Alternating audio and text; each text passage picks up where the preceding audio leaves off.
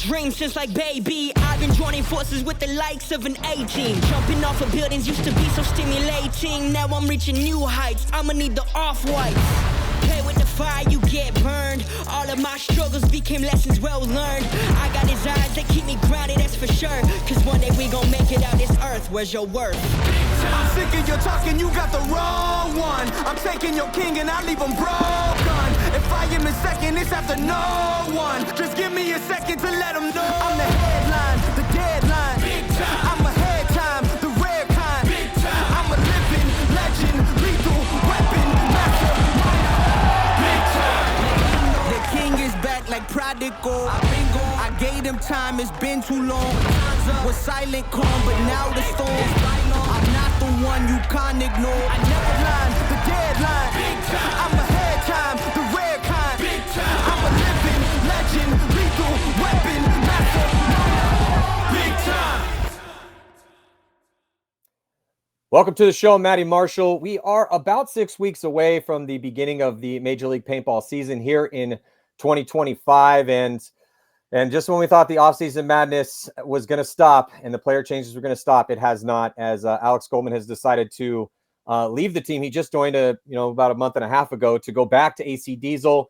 But we have one of our favorites here, one of my favorites of the show, on to discuss the brackets as they just dropped as well, too, to discuss that move and pretty much the entire league. Mike Bianca, former coach of the Hurricanes, current coach of Dynasty, also a host of the Coaches Show, and also a writer of Zen and the Art of Paintball. Mike's one of my favorite people in the game. He's very cerebral, very intelligent. There's a reason why he got the nod to be the new head coach for San Diego Dynasty. So we're going to pick his brain about that, pick his brain about these teams, these matchups, and then Mouse going back to AC Diesel. So without any further ado, would like to welcome to the show Mike Bianca.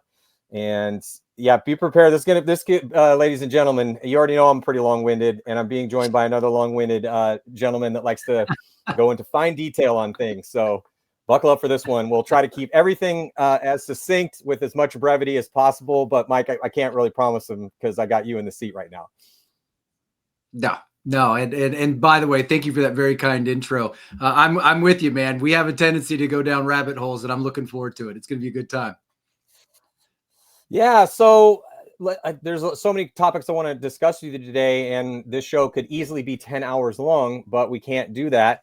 So I was kind of thinking like, what do I want to talk to Mike about first? Because there's just a lot going on, there's all these changes. And let me ask you this, and we discussed this a little bit, you and I offline, but I've, kind of, I wouldn't say argued with Ryan about this, Ryan Greenspan, but do you think we're heading into a new era, or do you think it's going to be, and if we do, how much do you think things are going to change in 2025? Just with all the, you got 4 name changes, new teams coming in, 2 brand new teams coming in, drastic changes to starting rosters, rebuilds for some legendary franchises, coaching changes, et cetera, et cetera. What do you think? Yeah, I do think it's a new era, a new golden age, as Ryan and I would say.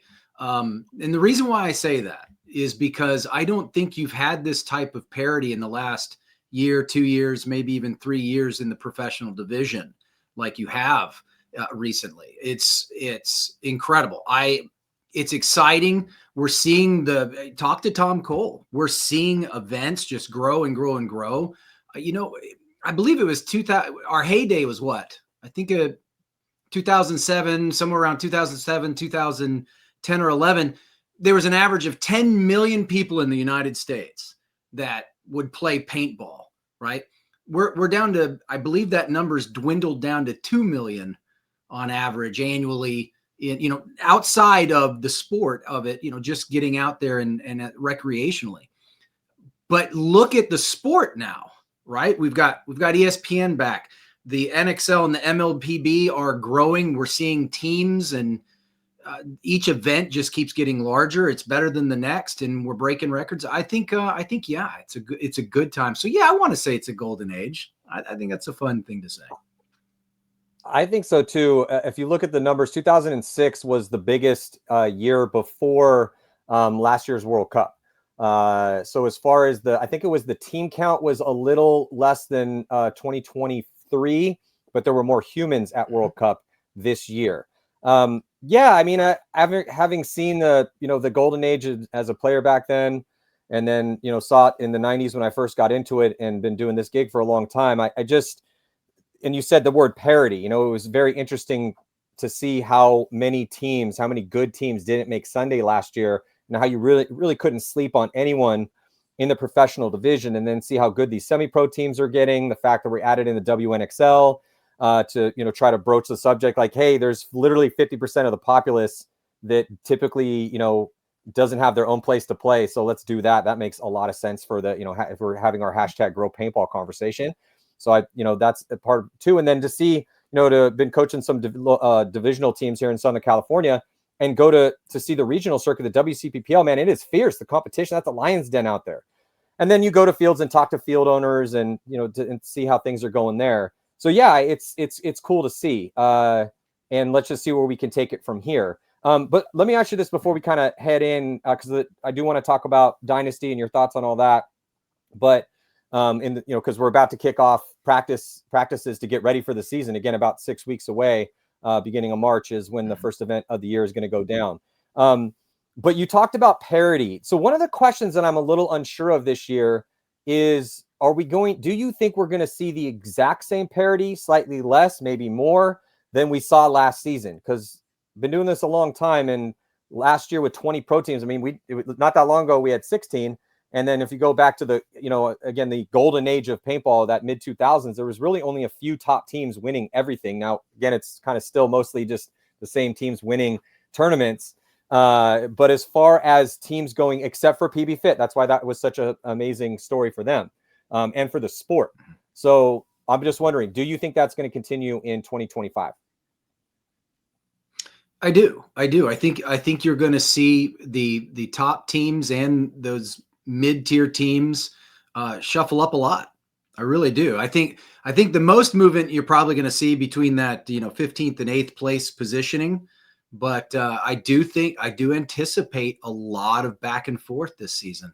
Trojan's been giving us some great layouts. Teams have evolved. People are starting to understand what's necessary to see success out on the field. Fit has shown a lot of people how you do it. Right. So there's a lot of things out there that I think can lend to that, the capability for there to be just as much or not much of a move on the needle if there is a movement. Right. So, yeah, I think it could be a great, exciting season. So before we jump into the brackets, so obviously San Diego Dynasty gives you the call, decide to make that your reality. What was that like for you? If you can kind of take me back to that decision, and because it's a big change, I mean, you've been, even though, with the Hurricanes, I know you've been in the sport a while, but you did kind of become synonymous with the Hurricanes. So obviously That was probably a difficult decision for you, I'm guessing. It is. It was, and that's, if we talk about the mouse thing, we'll comment on that as well. But, I'm reminded of a quote. Imagine that. What was it? Opportunities don't knock, they whisper. So shut up and listen.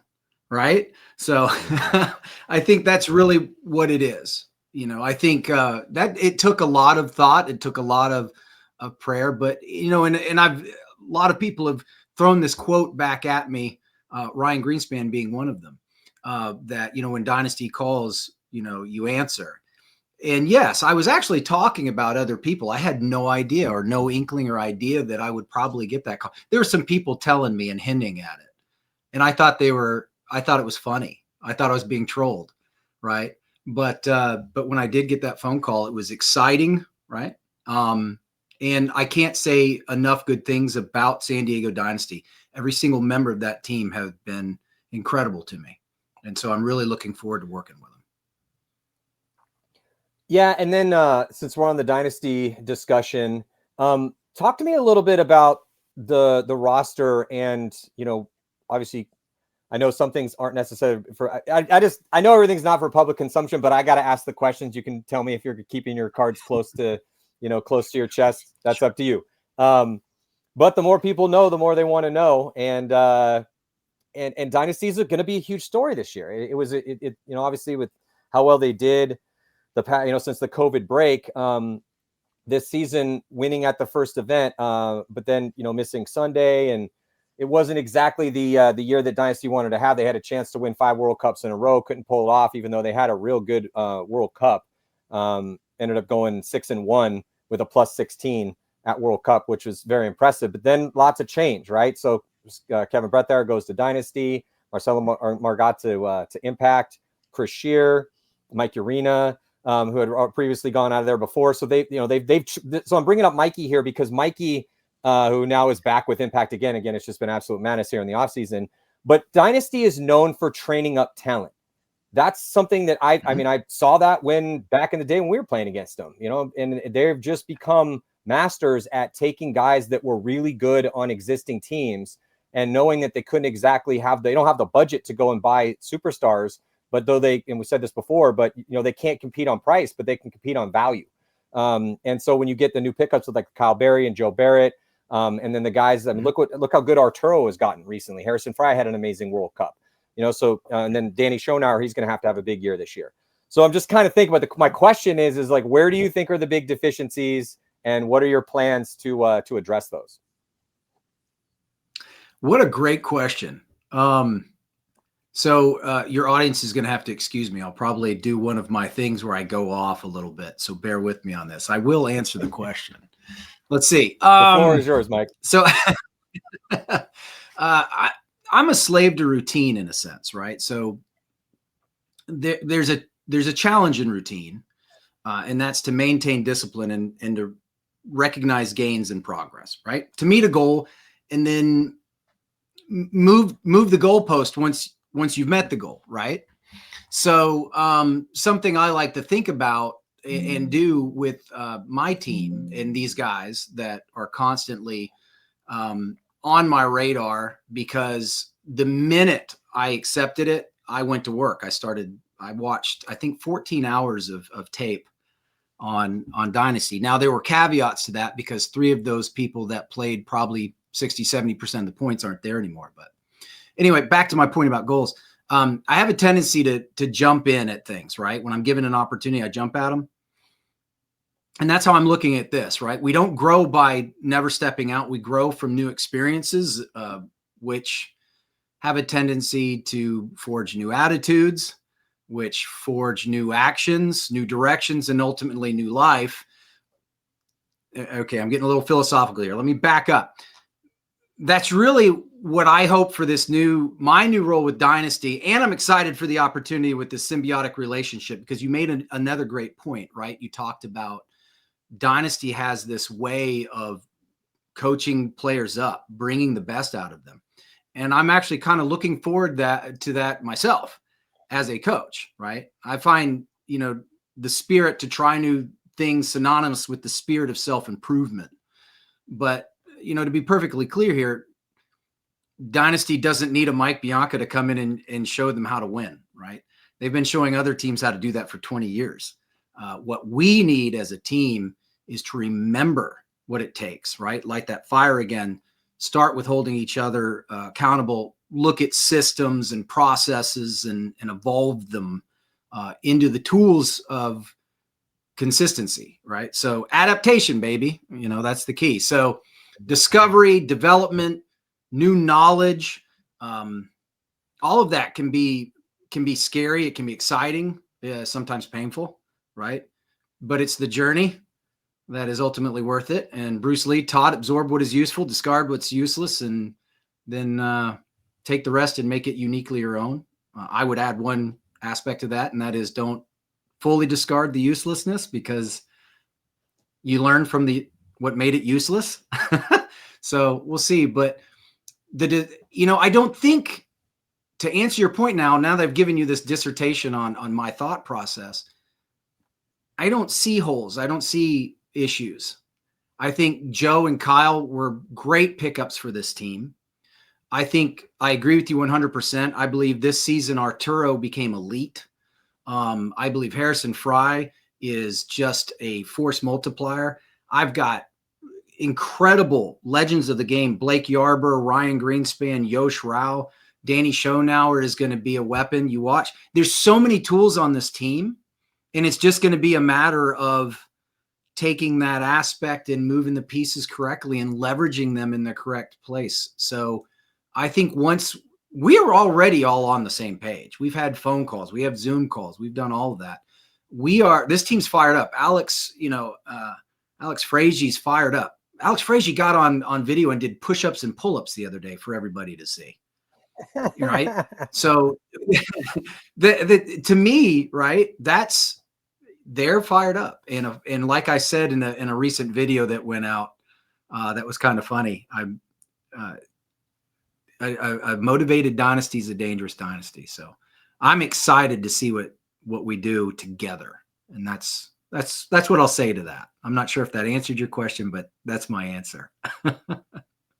No. Well, it's just when I look at the it's kind of blatantly obvious, right? So you lose Marcelo, who plays that role, right? Is it going to be someone that's existing on the team? Is it going to be one of the two new guys that were brought on? Both Joe Barrett and Kyle Berry have, at least when I talked to them, expressed their interest in, well, they said, I'm down to play wherever. Hey, I wouldn't mind even being a first attacker, second attacker, whatever I need to do. Obviously, they've been playing that, 3 role a little bit more, 2-3, that kind of slash role. But then you lose Archie Montemayor, who's just, talked about being, people who are force multipliers out there. He plays such a charismatic and aggressive brand of paintball. And then Shear is just super solid, because you could put Shear on an island in D2 and have him stay there and put 4 dudes on the snake side, and probably he's not going to die. And then when you shoot a couple bodies, he's going to then launch on the attack. And he also can push the issue too. So I'm just kind of wondering, do you already have some players in mind for those positions right now based on what we currently have? Or are you going to kind of really go into practice with an open slate and just kind of see both from the desire, who really wants to take over for Shear? Or is it going to be more of a, kind of more of a platoon over there, where you're going to have one guy play for 2 points or 3 points, or, kind of ride the hot hand?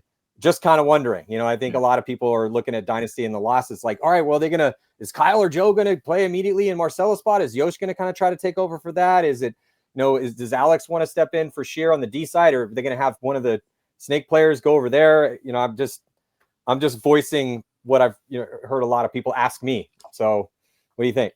Yeah, it's both, right? So, okay. So one of my roles as a coach, right, is to find someone to replace you. My player's job is to make sure I can't find that person. Right. So, yeah, we can sit there and yes, I already have several ideas. Me, Matty, I don't walk into a room I don't know how to walk out of.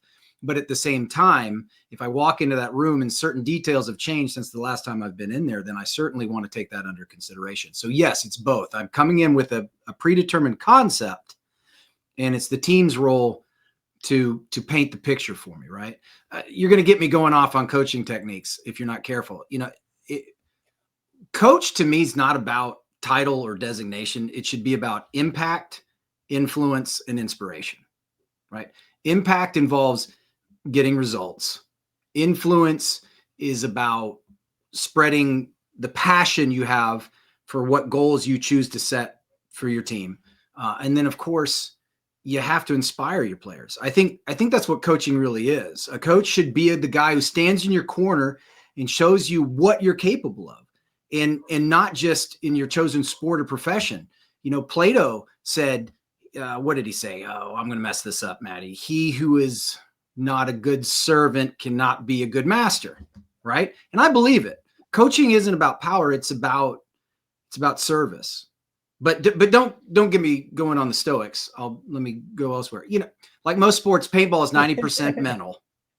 It's a chess match. You can get your pieces out early, hit hard, and take real estate, or you can slowly develop and evolve a trap while protecting real estate.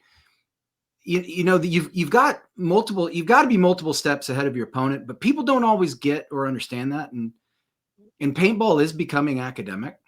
There are processes and systems that are proving and have been proven to work, but make no mistake, they aren't easy. If something doesn't change or challenge you, then it probably won't change you either.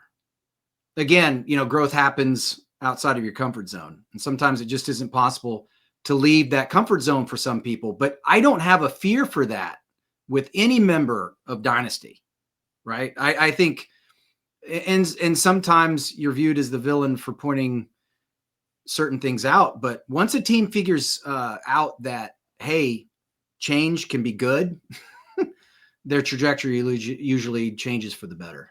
So yeah, I've got a plan, and I'm looking forward to the team convincing me otherwise. I have like 35 questions based on all the things you just said, but I'm going to go with some of the ones I thought were the most of, again, to try to be of service, right? There's a lot of divisional players that watch this, and like you said, there are ways of going about achieving your goal, you know, and if you're not willing to do the things required and learn from others that have been there before, that's not really a goal, it's a fantasy. Or you're just choosing an incredibly long way to get there if you're trying to acquire all this information that's already been acquired from other people the hard way by figuring it out yourself. But, you know, you said kind of coaches being of service. So you have a team like Dynasty with all these masters on it, notoriously a very hard team to coach.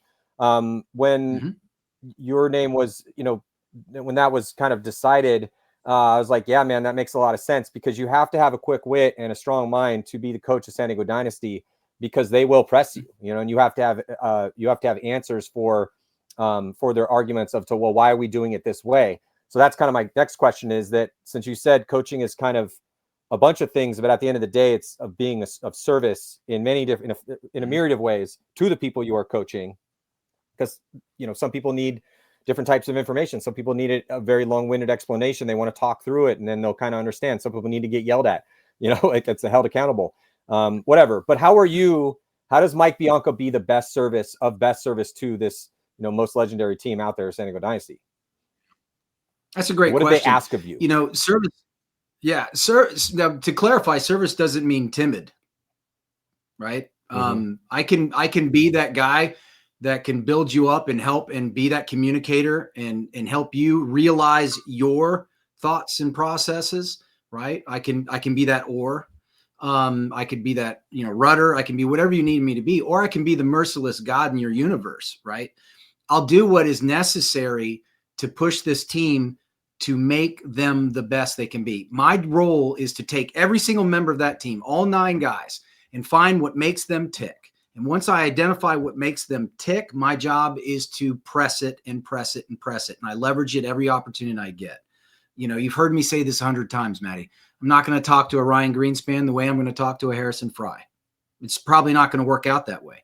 But also from a perspective, my role as service, my job is to help them win. My job is to help them be the best version of themselves. So whatever that leads to, whether it leads at the practice field or it's a conversation at dinner after practice, or it's helping them move some furniture. I don't know. Whatever it takes to help them build that trust and that relationship with me, them recognizing the fact that I want the best out of them and I want success for this program and this organization and I want to win.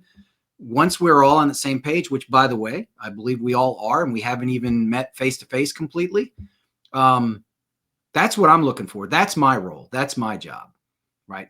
To make it, you know, if I get, you know, Blake Yarber out there and Blake's normally a 6 and now Blake's operating on a 7, I've done my job.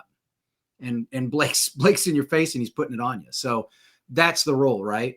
That increase, that trajectory, that percentage, you know, 0.1% improvement is still an improvement. We're moving in the right direction. So that's how I look at it. I hope that answered your question again. No, it definitely did. But one of the things is that you can't really, like, as a coach, you get brought in and you can have a say into the personnel that you are trying to help along and coach and who's you're working with. But the grit and the gumption that is needed to prevail at the elite level and win tournaments and titles is something that Dynasty's been good to cultivate along the line, and something that is required. We talk, you know, when I'm having conversations with coaches or owners or whatever guys, and they're making these decisions of who are going to pick, they want guys that want to be there. And because, again, Dynasty can't compete on price, but they can compete on value. You got a lot of guys that really want to be there, guys that have turned down. I mean, Marcelo turned down, even though he ended up, you know, taking a money deal. Marcelo turned down lots of money for years to stay on San Diego Dynasty. Because he had that dog in him that wanted to go out there with that group of guys and put up some wins to solidify the legacy. And so when you look at, like I said, I brought up Mike Bianca before, and I see that grit. He had that grit. So he comes on the team and he has the ability. He's obviously super talented, but coming off Elevation and then gets on Dynasty, flourishes there and became that bully in the snake. And then other people started recognizing him, and now he's getting paid. God bless him. Good for him. But it's just kind of a cool thing to see. But let's move on and talk about these brackets, because if you and I continue to go down this rabbit hole, let's, and we'll, you're one of my favorite guests, so it's not like this is gonna be the last time we talk about this sort of stuff. But yeah, I mean, I'm excited to see what sort of systems you're going to bring to Dynasty, because,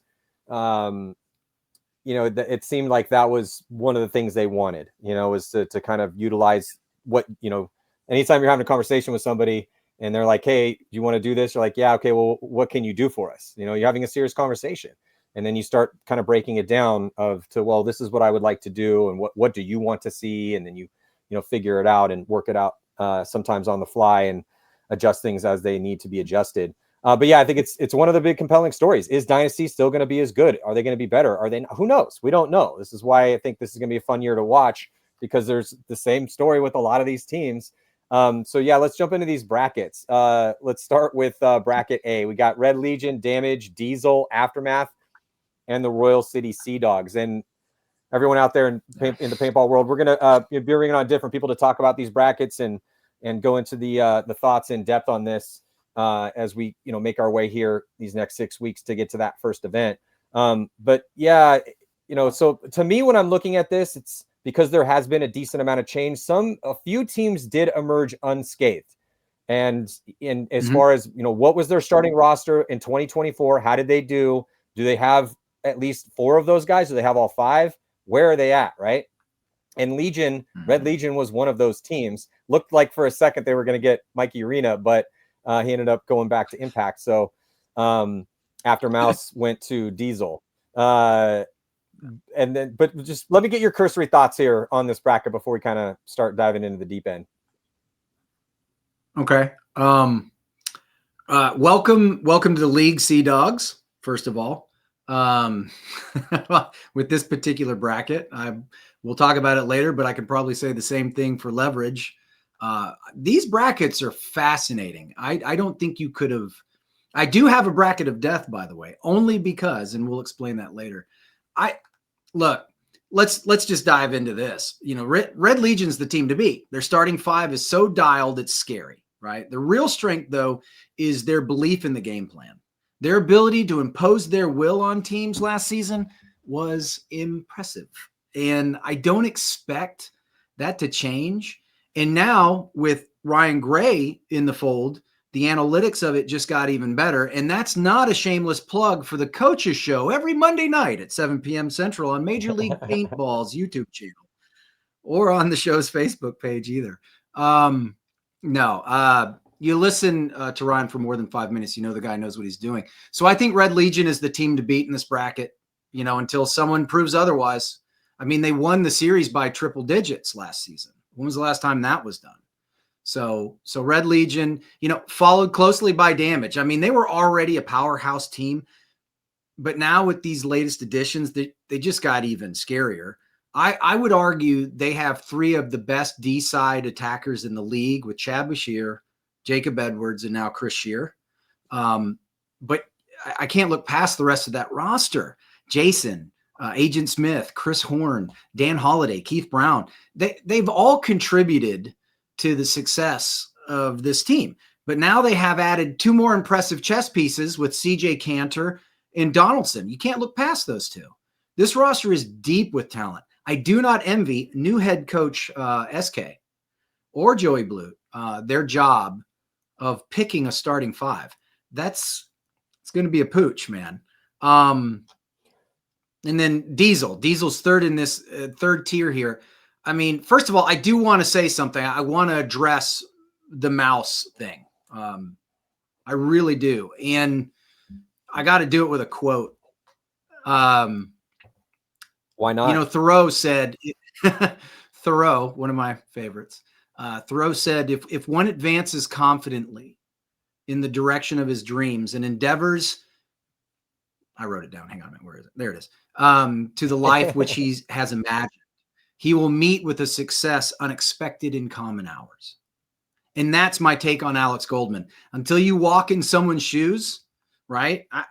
I respect what Alex did and his accomplishments in our sport. You have to. No one doubts this man's talent in the paintball field. You can't. And for people who fault a guy who's making a living playing paintball and for taking a life-changing offer, I don't get it. Make all the anecdotal comments you want, but you more than likely don't know the full story. There are a lot of ignorance out there in the paintball world, and that's okay. I know how a lot of this stuff happens. You know, the fact is he did what was best for his life, not yours. Now, if you did something, if he had done something underhanded or shady, maybe you can judge him, but I don't see it that way. I see a guy who was granted an opportunity to play paintball for a living with an incredible salary. And if he invests right, he's going to set himself up for a pretty good life doing something he loves. So case closed on that, but I wanted to get that off my chest regarding Alex, because I got to know Alex pretty well over in Europe. And he's a solid dude. He's a good dude. And hey, this is what he does for a living. He doesn't have a job outside of paintball. So everyone keep that in mind when someone starts stroking checks, you know, 6-figure checks with you. You know what I'm saying? So Diesel, you got to take them serious now. Their performance at World Cup was outstanding. And I think what most of us expected of this team, you know, for the last 2 years, they've got Mouse back. They've added Lackey. Mark is coaching with Spica, you know, kind of closing that gap. So many weapons on that team. Bajinski, Jesse Stevens, Cortez, Rene Rodriguez, Hennenberg, Clint Johnson. If they can keep the emotions in check, man, they're going to be a dangerous team. So yeah, that's those top 3 teams right there. Goodness gracious. Now, Aftermath owner, is it Wayne Woodruff? Wayne Woodruff has a tough road ahead. And I only say that because I understand they've lost half the team during the offseason. But they do maintain Grayson Gladstone, Steven Mazarak, Brandon Trio. Didn't they just pick up James Green or Greeny from Lucky 15s? I believe they did. Yes, they did. Julian Velasquez from the Bears. He was brought to the Bears from Mike Hinman, and we all know Mike's eye for talent. And I just read Jeremy Doan, who, by, you know, the latter was on my radar before I joined Dynasty. Just those 6 right there will be fast, swift. You've got a lot to build from on that. So don't count Aftermath out. That's going to be interesting. Now, the Sea Dogs. So I'm a fan of this team, and I'm really happy. We have a true and fully Canadian team again in the league. I got to know 2 of the players while in Europe last year with Team USA. They weren't playing with Team USA. They were actually playing with another team for the event after the European champions. But it was Nick Campbell and Dylan Rosardo.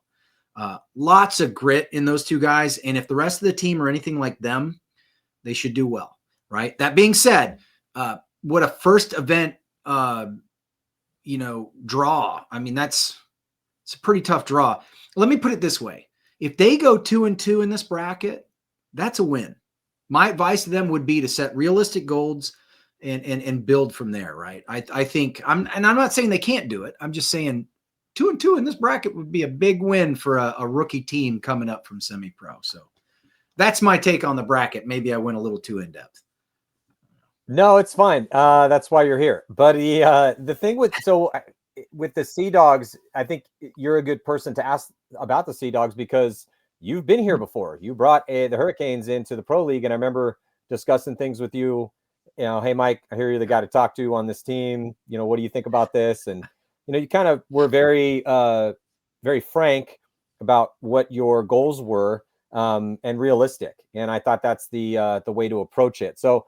Yeah, it's a welcome to the league type situation, and that's how it is for everyone when they first come in. We'll see how you do. I'm going to withhold judgment. I mean, we've seen them a little bit, obviously, down in semi-pro on the main field, but you know, until I kind of see them match up against these top level teams, then we'll see. Up till then, I'm going to have to reserve judgment. I do agree with your estimation of Aftermath, but I almost think with Aftermath, Mike, that it might be a good thing that they're maybe forced to go away from, I don't like the fact that they run two lines all the time. I think that it's, I'd rather have them pare it down and ride the hot hand. Yeah, they had a little success with that in the beginning of last season with that 4th place.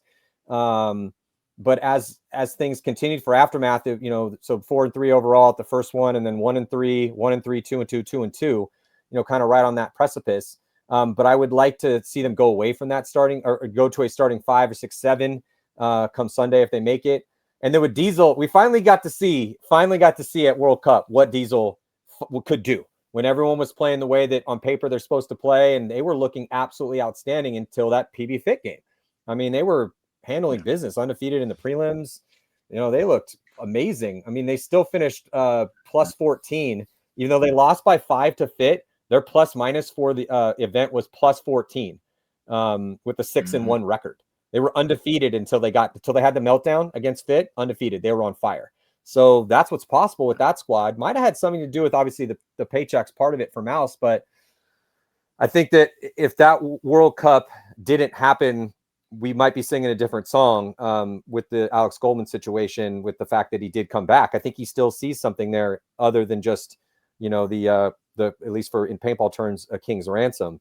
Damage and Legion. Yeah, dude. I mean, the one thing is that Legion did throw a ton of offers at other pro players to try to kind of solidify that, talking about a starting 5. They basically only run a starting 5. It's the exact opposite of Aftermath. And I mean, their points played is just astronomical for those starting 5 players. And they just wanted a little bit more depth on the bench. And they've been trying to bring along those, players that are, that other line for a while now. And we're willing to pay guys, but they really couldn't get anyone to bite, mostly because of the time commitment that they were requiring. And then Damage is they got deep. And that was kind of Joey's thing. He wanted to he's been trying to get SK for years. SK finally agreed to do it. But I do agree with you. He's going to have a hard time, because if all those guys are all healthy, if they're all at 100%, well, yeah, it's going to be really hard. This might be the opposite for Damage. They probably should run 2 full lines, at least to start out, run 2 full lines and kind of see how it goes. I mean, they've won an event running 2 lines before, Texas a few years ago.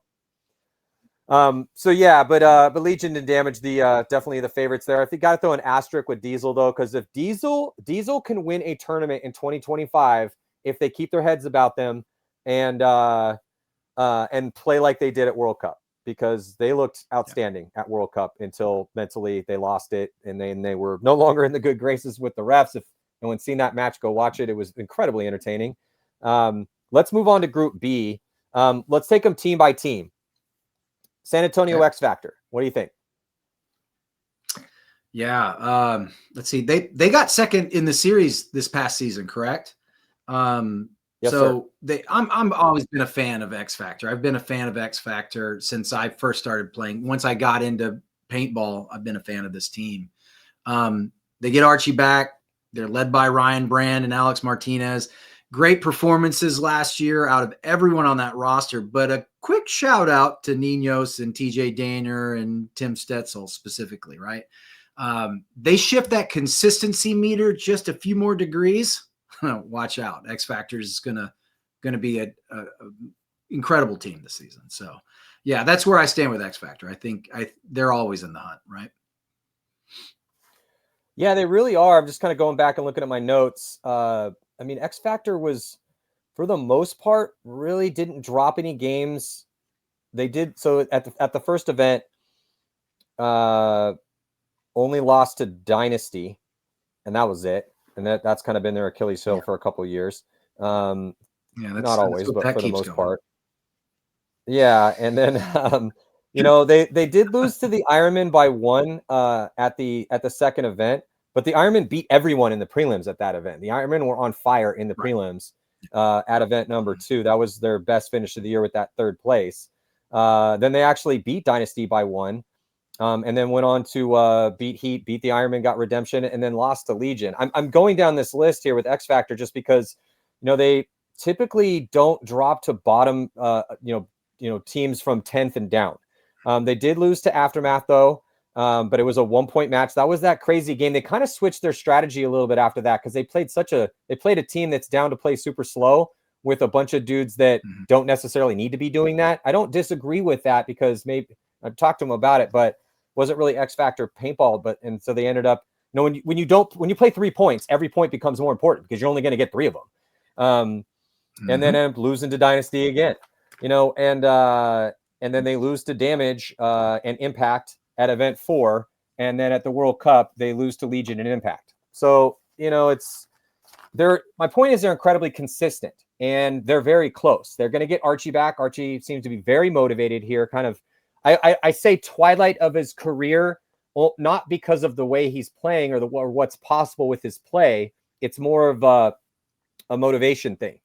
He's kind of flirted with potentially retiring here or there, but he seems to really want to play for X Factor this year in 2025. So I think we're going to see a beast of Archie Montemayor and then no Axel. So, but they got Billy. So and how good Tim Stetzel was. I think that X Factor is going to continue to be just as good as they were last season and be threatening for wins out there yet again. It would not surprise me if they win an event in 2025. What do you think about PB Fit? Yeah, you and I agree on X Factor. PB Fit, I mean, what can you say, right? Coming off that incredible and impressive World Cup win, when they showed the paintball world they can play all types of paintball, right? They'll be under the microscope here, though. They broke into the top 10, the 4th event of the season, and then blew everyone's mind at Cup. And I love it. I absolutely love that story. I love everything about that team. They've proven they can beat the best. They play a lot of paintball. They still have the momentum, really. I'm looking forward to seeing them compete, man. I think I don't think you're coming off a World Cup win like that, your rookie season, and not riding that wave. I think that wave was a tsunami, and it's not coming down anytime soon. So as long as they keep that, momentum and they keep their feet on the ground and their heads about them, and they practice as hard as they did for Cup and play as much paintball as they're playing, they're going to be fine this season. They're going to stay in that second tier, or maybe we'll see them in the first. Who knows? Yeah, another team that didn't really change much at all. They're going to have that starting. Even though some of those guys got offers, decided to stay with Fit. They have things set up to be a real big team for years to come. They're young, they're hungry, they're going to get the confidence, massive confidence boost from, again, we've talked about, I had PB Fit on the bulk of the team on a show going through their whole Sunday. And it was, just one of the coolest paintball stories I've ever seen. And when you look at the names that are in that tier 2 and tier 1, I think there's a really good chance that we're not going to see PB Fit deviate from tier 2.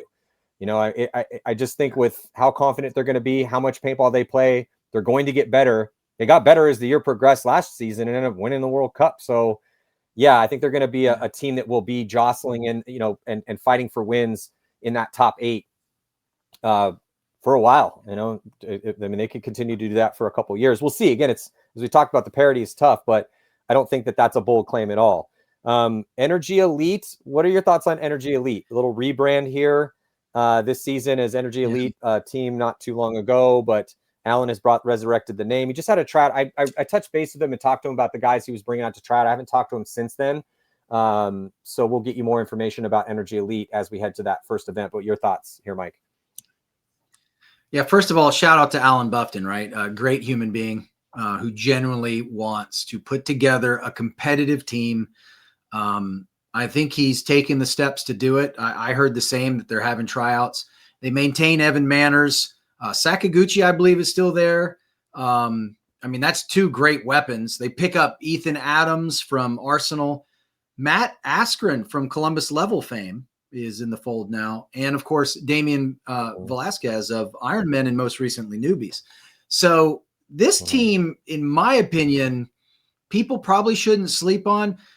They'll probably bite you if you do. This is a team that's built to basically have pedal to the metal, I would imagine, right? I don't know who else is still with the roster, but based off those names I just rattled off, they're going to be an exciting team to watch for sure. Yeah, and a team that will be playing with the chip on their shoulder, guys with something to prove, and those are always fun teams to watch. Let's move on to a team that you're pretty familiar with here, Mike, the New Orleans Hurricanes. How did the tryout go for them? I did reached out to Stu, talked to him for quite a while. He's heading the ship now, but I haven't circled back with him to see how everything's kind of looking right this second. But I'm sure you know. So, yeah, well, yes and no, right? I went and helped with the first portion of the tryouts. It was, I believe, a week after I accepted I'd given a word, of course, and it was a week after I accepted the position with Dynasty. So I followed through on my word, and I went down there and helped. But it was made very clear that I was there in an advisor role, right? So I wouldn't say that I know a lot that's going on. I do know who's involved, though, right? So the Hurricanes, they have a history of coming out and stunning people at the first event. They just do. We've done it all. They've done it all 3 years. And I don't see why this event won't or can't be any different. They have 2 new coaches in Justin Spencer and Matty Hotard, who know the team very well. They know what it takes to win. They come from a winning pedigree, the Rocket kids. Now, the team did lose Britt Simpson and Justin Bailey, but they still have that strong core of Drew Bell, Daniel Camp, Aaron Pate, Jacob Seawright, Nick Ripple, Stuart Ridgel, and Ryan Williamson. So I understand they have picked up some new talent that perhaps by the time this airs, they'll have announced them. I'm really hopeful for this team and look forward to watching them succeed this season. I don't anticipate them staying in the 4th tier very long. I do want to go ahead and get it off my chest that I feel this very well may be the bracket of death. And this is why. When your 4th and 5th tier teams look like this, it's probably going to be a long day. So, with the Hurricanes in 4th tier, yeah, I think this is a difficult bracket. Yeah, and then the Tauntauns in tier 5. Anytime we're having this, everyone that watches these shows or listen to me talk about which is the bracket of death, what's the hardest bracket it's going to be to get out of. And if you're new to tournament paintball, you typically need to go 2-2 to have any chance of making it on a Sunday. We take the top 10 teams. If you are hovering around 2-2, you're probably going to have to play in, sometimes even 3-1. You're going to have to play in that wild card round, and that means you have to win 4 games in a row in order to win the tournament. So when you're looking at the difficulty of the bracket, the top teams are the top teams for a reason. They're the most consistent. They're up. This is all decided by seeding points. And so when you're looking at a team like the Tauntauns that has another team that rebranded. So the Tauntauns were a powerhouse. If you've been watching they're a powerhouse in Europe, European champs, and not this year, but in years past. Legendary team name. Also, Planet Eclipse put out a really interesting Tauntauns documentary that awesome dude named Fava did. Check it out. Gives you a lot of entertaining information about the team and their struggle to try to win over here in the States. So it's kind of a cool story. They kind of took Notorious's spot. So it's going to be Tauntauns FSU. And then they picked up Konstantin Fedorov. So yeah, dude, the Tauntauns in tier 5 with Fedorov and a bunch.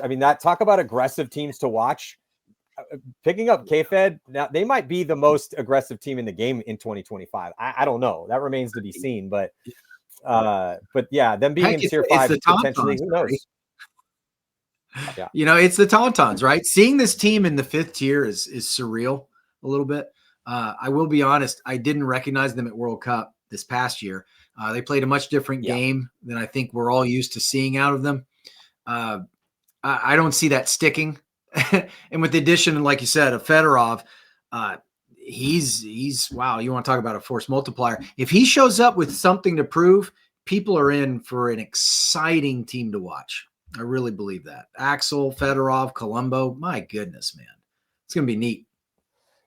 Yeah, they did underperform at Cup, which was a frustration and disappointment. I was expecting them to look as good as they did the year before, where they barely lost to Dynasty in 2023 at the World Cup. But a few different names there. But yeah, getting Axel over from X Factor and picking up Fedorov, which obviously they didn't have Fedorov. He's playing for Houston Heat still at Cup, but they lost Uprising by 3, beat Revo by 1, and then lost to Dynasty by the Mercy Rule, and then lost to Blast Camp by 1, and went 1-3, -9 on the point spread. Not ideal for the Tauntauns. So, but they've never won a tournament in the States before at the professional level. They won a semi-pro event before, but we're not really counting that's not really pro, you're semi-pro. So, they can split hairs with me on that one, but that's the fact of the matter. So they are going to be playing with a chip on their shoulder, and they get 5 opportunities this year, which they haven't had for years. And a lot of those younger guys haven't had this many reps over in the States. So I think they're going to get better as the year progresses. And I think that's going to be an incredibly fun team to watch. And yeah, you could be right, Mike. That could be the bracket of death with the Hurricanes in tier 4 and the Tauntauns in tier 5. I think a couple of these other brackets got a decent chance when we're talking about the team, who's down in tier 4. Let's move on to C. This is one of those brackets. And then also who's the, because what Infamous is going to show up. So let's start with Impact. Again, one of the biggest stories in the offseason with the big additions that they had. What do you think about Edmonton Impact here in 2025? Yeah. I mean, what do you want me to say here? They get Urena back. Whatever you Marcelo, would like. Tyler. Marcelo, Tyler Harmon, Rainey, on top of the 2 Cornells, Vanderbilt, Derula, Laval. Touch. I don't know. This team in anything. I just, look, this is going to be a tough team for anybody involved, right, to play. It's just going to be and here's the thing, everyone was a couple of things I've heard or people questions like, how are they going to come together and play together? I think they're going to be fine on that front. I really do. I don't think there's going to be much of a growing pain if there is any. By the way, shout out to my boy, Mike Zupa. I just wanted to say to him real quick, I pray for a speedy recovery and your healing. Zoop's one of my favorite human beings. So I understand he's on injured reserve with Impact. So you throw him back in there. My goodness, man. No, go ahead. Oh, well, Zupa, he had an amazing World Cup. Zupa was on their starting 5 for World Cup. Now with Impact, we're talking about teams that are going to have a hard time getting a starting 5. Another team that could just run 2 lines and then either pare that down on Sunday or figure out which line is working the best and go from there. Yeah, man. And just a ton of all-stars and legends on that team.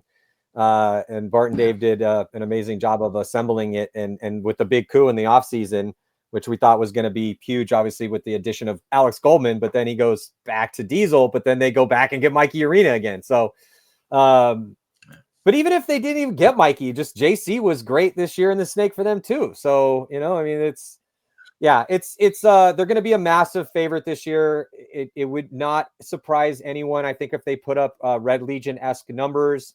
I mean, again, Legion went 26-4 with a plus 77 this last year.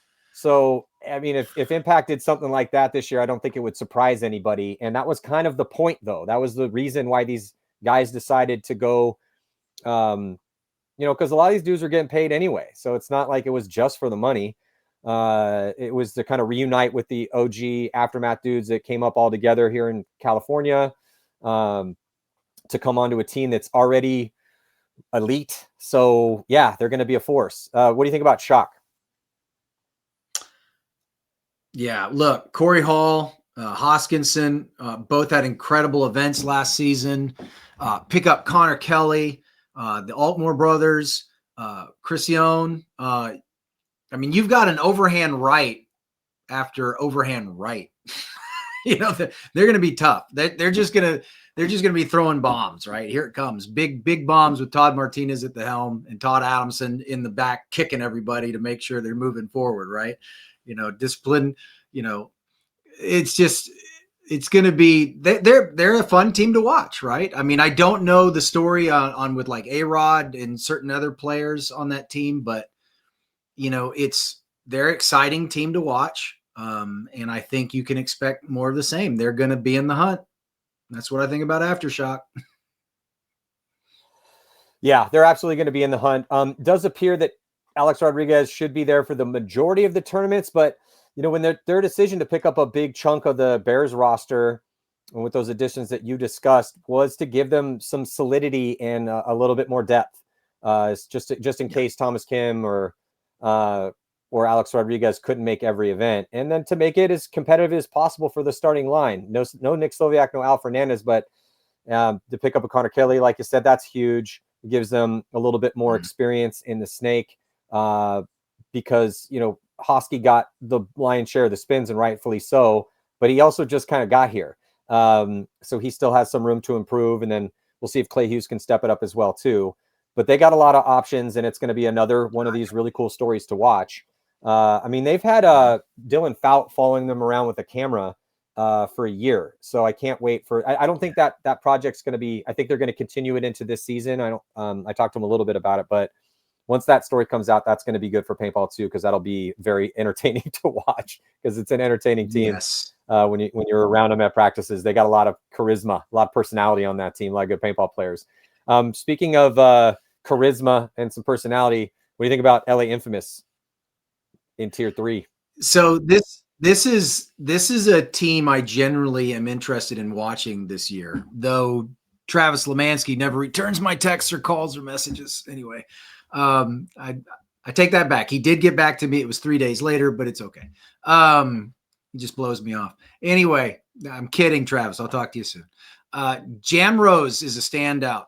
Rodarte played lights out last year. Sam Silberg is a weapon. Callie Rudolph. I mean, they pick up what? Trevor Reeser, Zach Geiger, Rob Velez, right? Did I miss anyone? I think that's the three they picked up. This is a team that's going to do well. I think with this new roster, I think they're in a good spot. I mean, with that kind of talent, you know, with that kind of amalgamation of players, so to speak, they're going to be quite physical, right? So there's nobody there who's going to be breathing heavy at the end of the day. So they have the opportunity to really push the pace here in a very intellectual way. So I'm looking forward to seeing what Infamous does. Yeah, another team too that picked up a videographer that's working with Pro DNA now, and we're going to see more Infamous content, and he's just makes amazing piece after amazing piece, Danny Quinn. So I'm looking forward to see DQ come out and kind of tell that Infamous story a little bit, because Infamous is a team that, you know, historically we really haven't seen, even though they're a legendary team with a ton of personality, haven't really seen a lot of content on them. I think that's to paintball's deficit. So I'm glad that they're, you know, taking a new approach here for 2025. We actually just did an interview with Zach Patient, who's got some legal stuff he's dealing with. So we don't know how long he's going to be here for, or how long they're going to be missing him for. But we talked to him and Travis Lemansky about the team. Go check out that episode. But a fun team to watch, man. A team that underperformed last year, made some Sundays, but just never really could get it together. So they're another team that's going to be playing with that proverbial chip on their shoulder to try to get back to, you know, the greatness that Infamous has seen in the past. It is a team on this list that has won a professional paintball tournament in, you know, their history. So, but it has been years. Let's move to Uprising. What do you think about Uprising, Mike? Yeah, first of all, I've always been a fan of Uprising. I know I keep saying that about a lot of teams, but I legitimately have been a fan of Uprising ever since I lost to them in the finals in semi-pro back in 2015. But no changes here, right? This is one of those teams that, although I did hear they may be having a tryout or two, or maybe they've already had it or are about to have it. I can't recall, but you know, they brought it together at the end of last year. And I hope they keep that trajectory, right? I think it's always been a question of momentum and consistency with them. They get into these great battles, they get into these great moments, and they trip on a shoestring or something. But I'm a fan, and I hope they do well. I think they've got I think that culture's finally come together now, and they recognize what's necessary and needed to happen. I think they've got a great roster. I think they've got the right pieces. I think they've got the right coaching staff. If they can get out on the field and practice this offseason, if it's not freezing, then I think Uprising made a great decision not to mix anything up, right? They don't need to. They've got the right elements. They need to continue that trend and ride it till the wheels come off. So, yeah, that's what I think about Uprising. Yeah, Uprising, again, had an amazing upward trajectory at the end of the year, and really started to, you know, with Mark emerging as a big threat in the snake, and then Alec as that 2 on the D side to complement a lot of the names and faces that we've become very familiar with over the years with Uprising. You know, Eatons and Graham Arnold and Borromeo. I mean, those dudes have been playing on that team for a long time. But they did look really good towards the end of the season, and they got some good coaching as well too. So I really hope they get it together here and are more consistent this season. What do you think about Leverage, the team that won their spot? Yeah. See, and that's the thing, right? First of all, big kudos to them for winning their spot. Unfortunately, other than Chris Caputo, I'm not that familiar with this team. I would imagine they're doing something under the hood, right? With any new team to the division, funding and talent and a whole slew of things are going to come into play. That you have to put these things in order to make sure that the season's going to be manageable. I hope they're prepared. I understand they are. I've just heard rumor that they, that they've got the financial backing. They're good to go. They're prepared to run the season, but boy, did they pull a doozy of a bracket to start off with. Right. And here's the thing, this team does well in this bracket. They go 2-2, whatever they do in this bracket, that's positive. They'll shut a lot of people up. So, best of luck to Leverage and good kudos to them for doing it, coming up through the ranks and fighting their way in. Well, they were successful last year, and they've won in different divisions, and the core's kind of been around. I mean, Caputo wanted to play with his boys, but, with Frankie and Ricky and Zach, we didn't get to see these guys a ton last year, obviously, because they're playing on the other field, but they would, get to that center court. But it's just always a really cool story. And it's just one of those teams that I'm going to have to reserve judgment, because some people, when you have discussions with them and these newer pro teams come up and they're like, oh, they're going to get they're going to get destroyed this or destroyed that. I'm like, yeah, man, we never really know, because people were not necessarily writing off PB Fit last year, but talking to people off a line last year, and some were like, oh, they're not ready yet. Yeah, they won all the semi-pro pros different. And sure enough, they come in and 1-3 at the first event, but then 2-2, 2-2, and the rest is history, as we discussed earlier. So I just have to reserve my judgment until I see how they do. And they are, kind of jumping in, because with how good Uprising looked, and it's just tough, man. The semi-pro division is nasty. There's a lot of good teams. It's highly competitive and keeps getting more and more competitive every year. And so when you're the team that actually is the number one team that came out of it, as we just saw with PB Fit, that typically means you're ready to go up here and, at the end of the day, just don't get relegated, man. Like you said with Hurricanes, and you guys came in, let's win a point, let's win a game, let's win a couple, and then let's make Sunday. You got to kind of take it baby steps and have realistic expectations while keeping that big chip on your shoulder and knowing that you can hang with anybody, which is a tough thing to do. Right. And then not get disappointed when things go wrong. But yeah, I can't, it's just, fresh set of guys out here in the pro division. And, this is kind of how it goes, man. It's one of my favorite parts of paintball, though, is to see the new guys come up and to see the new young, hungry Lions that are knocking on the door and that are hungry for greatness. Let's move into our last group here. Heat Dynasty, Ironman, Arsenal, and Extreme. Heat with a lot of changes this year, Mike. What do you think? Yeah, to me, this bracket's the great unknown, right? The reason I say this, because this is the bracket of the teams that saw a lot of changes. All four teams saw a lot of changes here.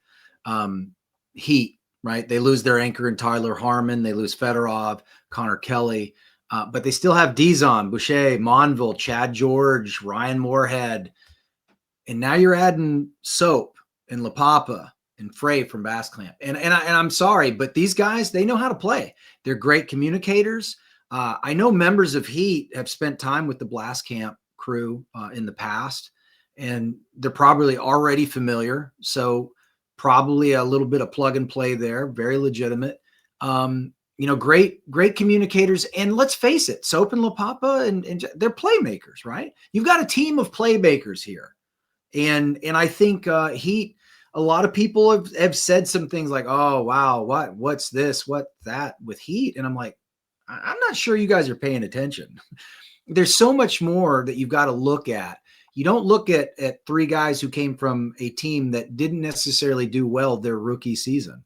You have to look at the big picture, and you also have to look at the culture and the environment that those three players are coming into. right? I mean, Chad George, he's awesome. Ryan Moorhead, he's awesome. These guys are great, and they're probably going to be tremendous instructors and mentors. So I expect Heat to do well. I expect them to still be relevant. Yeah. Yeah, Houston Heat, that's kind of the thing, right? Is that last year they were incredibly consistent enough to even get the bye into that top three. But as the year progressed, things started to go worse for them. They were 4-1, then 3-2, then 2-3, and then 1-3 to close out the year, and then losing, Connor Kelly, Konstantin Fedorov, Tyler Harmon. But every now and then a team has to refresh itself, and things are going to change, and you just have to keep plugging away, hopefully with a core that you can build around. They definitely have that. So now the big thing is the hunger for greatness still there? And then are they going to be as consistent as they were? To be honest, for Heat, I would rather see them be a little less consistent, but with a little bit more firepower on the top end. I'd rather see them go first, 13th, third, 5th, 17th, first. That's a way more successful year than 3 5th place in a row, 6th and a 7th. And then because I remember talking to Moorhead about this. He even did an interview about it, but he was like, yeah, he wasn't built for high levels of mediocrity. We were built to win. So I think to refresh that mindset for them is a good thing by bringing on some new blood. Then moves they had to make anyway, but they do have money. They could have gone out and got other guys and paid them, but they decided to go with a little, like an up and coming core, all from one team. Let's move on to Dynasty here. Now a team you are getting pretty familiar with. So one of the big moves, bringing you in as the coach after the departure of Kevin Brettauer. We did discuss Dynasty a little bit, but since this is your bracket, we kind of covered all the bases with Dynasty. But I mean, I don't know, the story here with this bracket and there's some legendary matchups. I mean, the Ironman, the next team here, Dynasty Ironman rivalry has been going on for as long as Dynasty has existed.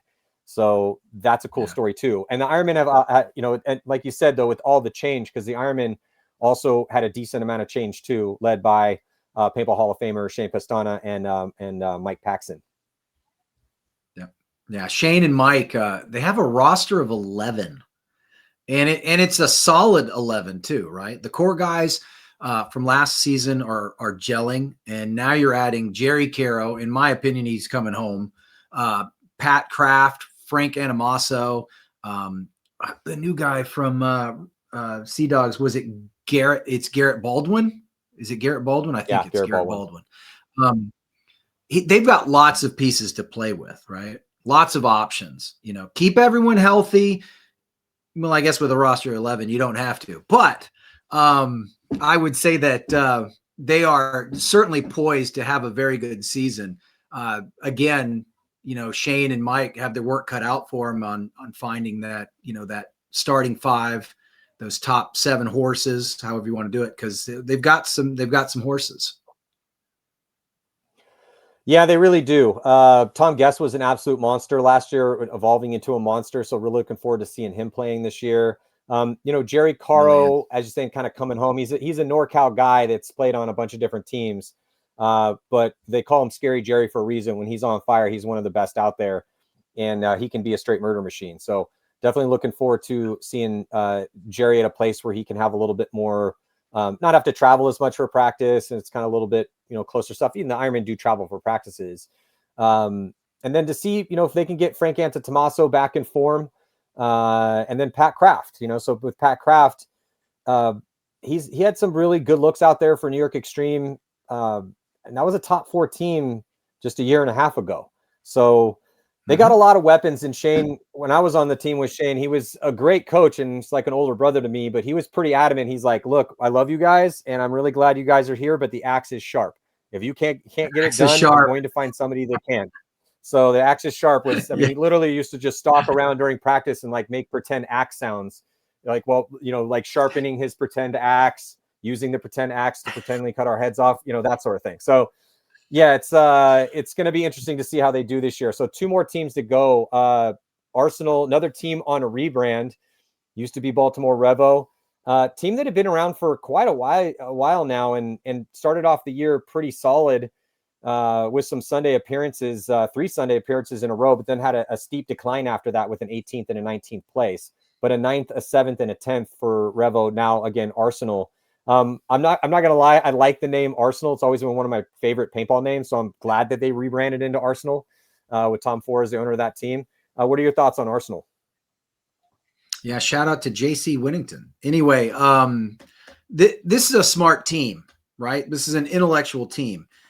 Caleb Abel, Benny Carroll, my boy Cody Mikowski, Elliot Weaver, Sean Sacedo, all great players, great core. And now you bring O'Mara back and add Archie Barnes Jr. Now, now you got the footwork to complement the punching, right? I mean, I think they're going to be fun to watch. And I'm like you, I love the fact that name has come back. You know, Arsenal, I love it. Baltimore Arsenal. They had Chris Jensen as a coach. So, and I think what you saw was, I think towards the end of the season, and this is just pure, you know, I'm just throwing it out there in the ether, but I think towards the end of the season, what their problem was that, you know, they're obviously the staff was going through some change. There's some things going on staff wise. So, yeah, I'm anxious to see how they come out punching. Right. I think Arsenal is going to be a great fun team to watch this season. There's all the teams are looking exciting this year, even with all the craziness going on, but Arsenal, yeah, should be another one of those. Yeah. I'm looking forward to seeing, ABJ with this roster.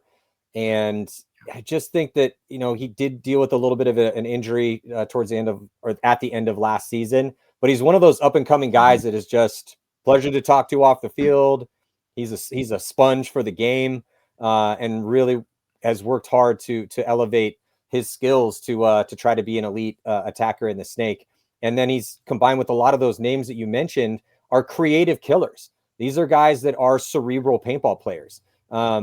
And so when you kind of combine the pop and the punch that this team has with some of those closers and the creativity they can show with the new look on the, you know, as far as the coaching is concerned, I think they're going to go right back to what they looked like at the beginning of last year right away. It's just, as we said, it's difficult out here. So it's all about execution, man. You know, like we you know, love talking about all the finer details and intricacies of what's possible, but you know, for them, they just have had bad beats in certain moments where, you know, this move should have happened instead of this move, or this guy loses a gunfight. And so just little small things have kind of kept them from their paintball dream. But a team stacked full of a lot of talent. So they got a lot of options on that squad. Last squad here in Group B, New York Extreme. So this was the ML Kings, but going to be now New York Extreme. So even though the Extreme did get relegated and Leverage took that actual spot, this is the ML Kings' spot. And that was a team that started out the year with a little bit of a better look, at least on that second event. You know, not great actual to the start of the year because that was a 19th, but then a 10th and then a 15th, a 16th, and a 17th.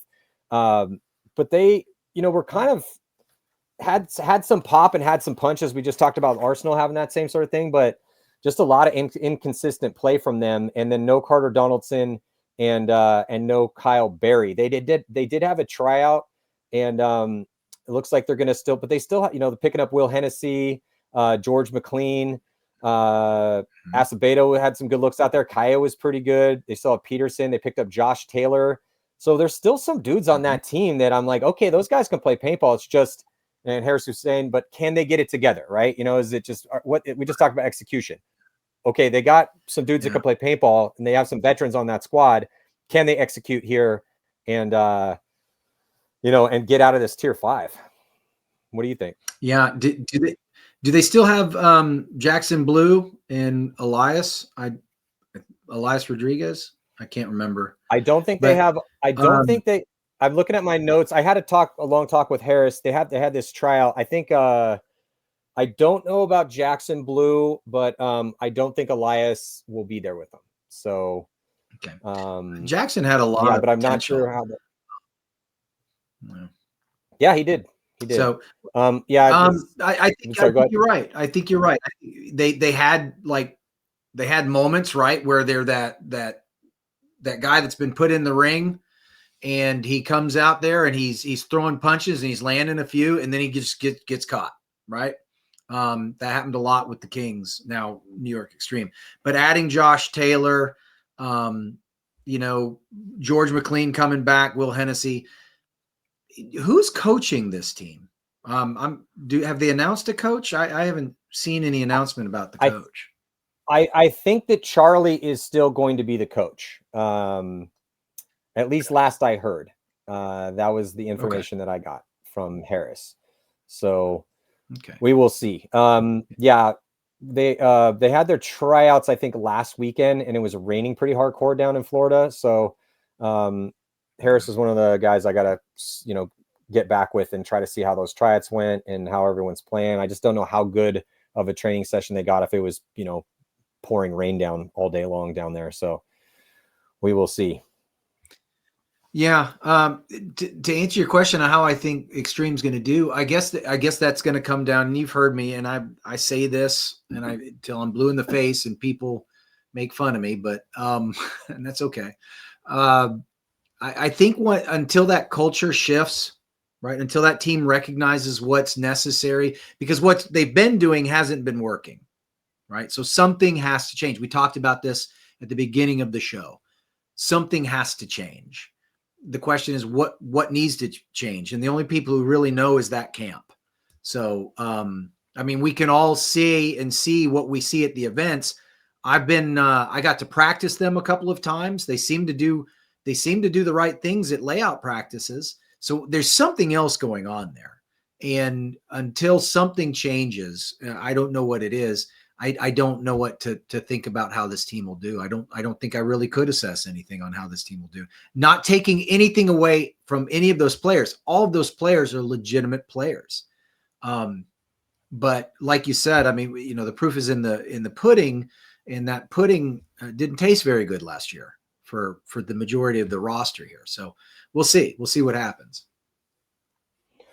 Yeah, we will see. My last thought on New York Extreme is that with McLean, Hennessy, Peterson, and Taylor, those guys have played quite a bit now together. And then Acevedo and Caella, those guys have played together as well too, but not with those dudes. So when you look at a Leverage and a Sea Dogs, that's a team that has this roster that's been together for a while. So, that the difference between pro paintball and all the other divisions, there's that's a show in and of itself. But one of the biggest things is the timing.